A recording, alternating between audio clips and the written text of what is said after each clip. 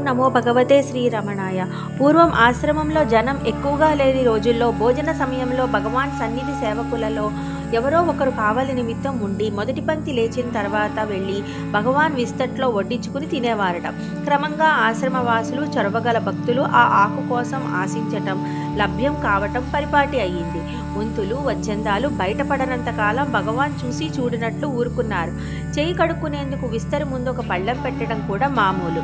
వారు చేయి కడుక్కుని వెళ్ళగానే చాలామంది ఆ తీర్థాన్ని పుచ్చుకునేవారు. ఈ రెండు రాను రాను ఆశ్రమం ఆవరణ దాటి రమణపురంలోకి కూడా పాకాయి. ఒకనాడు ఒక ధనికుని తల్లి శ్రీవారి మధ్యాహ్న భోజన సమయంలో వచ్చి ఒక పక్కన నిల్చుంది. భగవాన్ చూసి భోజనానికి కూర్చోరేమి అన్నారు. కూర్చోలేదు. అక్కడ వారితో ఆకువేసి వడ్డించండి అయ్యా అన్నారు భగవాన్.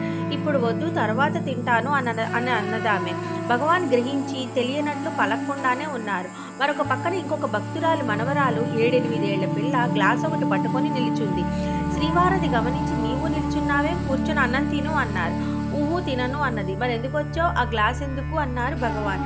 పసిపిల్ల కదా, రహస్య గోప్యం తెలియక అమ్మమ్మ తీర్థం తెమ్మని పంపింది అన్నది. భగవాన్ సహించలేక అది సమాచారం, ఆ బిడ్డ తీర్థానికి ఆమె ఆకుకు కాచుకొని ఉన్నారు అంతే కదా, ఏం నిజమేనా అని సమీపస్తులను గద్దించి అడిగారు. అవునన్నారు వారు. చాలా కాలం నుంచి ఈ చేష్టలన్నీ చూస్తూనే ఉన్నాను. స్వామి కళ్ళు మూసుకుని హాల్లో కూర్చుంటాడు, ఏవి తెలియవు అనుకుంటారు. ఎందుకని చూస్తే అంతు లేకుండా ఉంది. ఉచ్చిష్ట ప్రసాదాలు, తీర్థాలు, వాటి కోసం వంతులు, వచ్చందాలు. ఇదిగో నేను ఇక పళ్ళెంలో కాదు కదా, చుట్టుపక్కల ఎక్కడా చేయి కడుక్కోను, విస్తరి విడిచిపెట్టి వెళ్ళను, నేనే ఎత్తి దూరంగా పారేస్తాను, తెలిసిందా, అందరూ కలిసి చేస్తారు ఈ పనులు, దీనికి ఇదే శిక్ష అంటూ ఇంకా ఏవేవో చాలాసేపు ఖండించి విస్తరి మడిచి చేత్తో పట్టుకొని లేచారు భగవాన్. ఎవరెంత బతిమాలనా ఇవ్వక కొండ ఎక్కి మలుపు తిరిగి వెనక పారేసి అక్కడే చేయి కడుక్కోవటం ఆరంభించారు. ఆశ్రమవాసులంతా ఈ అభ్యాసం మానుతామని 2-3 రోజులు ప్రార్థిస్తే ఎవరు విస్తరి వారే తీసుకుంటూ ఉండగా నా విస్తరి నేనెందుకు వదలాలి అన్నారు భగవాన్.